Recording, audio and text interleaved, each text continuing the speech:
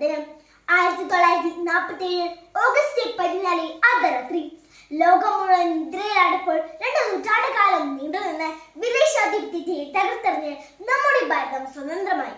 ആദ്യമായി എല്ലാവർക്കും സ്വാതന്ത്ര്യദിനത്തിന്റെ ആശംസകൾ നേരുന്നു. ഇന്ത്യ എന്റെ രാജ്യമാണ് എന്ന് സ്വാതന്ത്ര്യത്തോടെ പറയാൻ ഇന്ന് നമുക്ക് സാധിക്കുന്നു.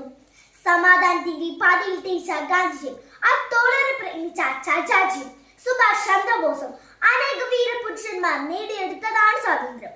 ഒരേ ഒരു ഇന്ത്യ, ഒരൊറ്റ ജനത എന്നതായിരിക്കണം നമ്മുടെ മുദ്രാവാക്യം. ഏത് തിന്മയും ചെയ്യാനുള്ള സമ്മതപത്രമല്ല സ്വാതന്ത്ര്യം.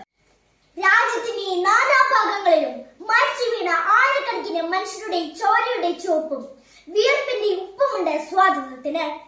ജാതിയും മതവും നിറവും മണവും മറന്ന് മനുഷ്യർ ഒരുമിച്ചാണ് സ്വാതന്ത്ര്യത്തിന്റെ വേലിക്കെട്ടുകൾ തകർത്തത്. ദണ്ഡിയാത്ര, ഉപസത്യാഗ്രഹം, ക്വിറ്റ് ഇന്ത്യ എന്നിവയിലെ പ്രധാന സമരങ്ങളായിരുന്നു.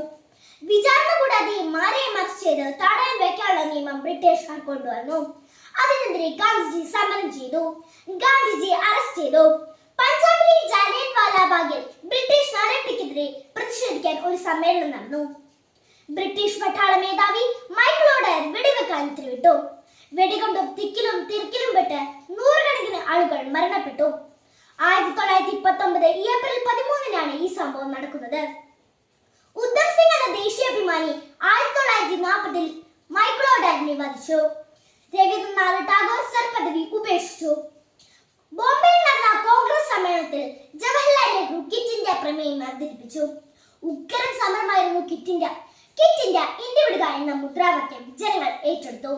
പ്രവർത്തിക്കുക അല്ലെങ്കിൽ മരിക്കുക എന്ന ഗാന്ധിജിയുടെ വാക്കുകൾ ജനങ്ങൾക്ക് ആവേശമായി. എന്റെ ജീവിതമാണ് എന്റെ സന്ദേശമെന്ന് പറയുകയല്ല, പ്രവൃത്തിയിലൂടെ കാണിച്ചു തന്ന ഗാന്ധിജിയുടെ മാർഗത്തിൽ നമുക്ക് മുന്നേറാം. ഒരിക്കൽ കൂടി സ്വാതന്ത്ര്യത്തിന്റെ ആശംസകൾ നേർന്നുകൊണ്ട് നിർത്തുന്നു. നന്ദി, നമസ്കാരം, ജയ് ഹിന്ദ്.